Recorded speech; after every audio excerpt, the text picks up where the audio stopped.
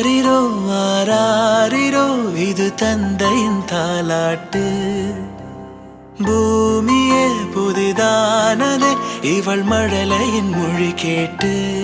ஓ தாயாக தந்தை மாறும் புது காவியம்.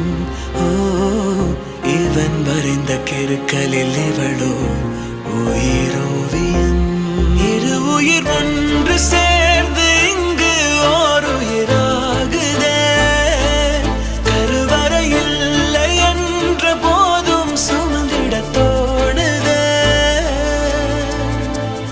விழியோரம் ஈரம் வந்து குழைக்க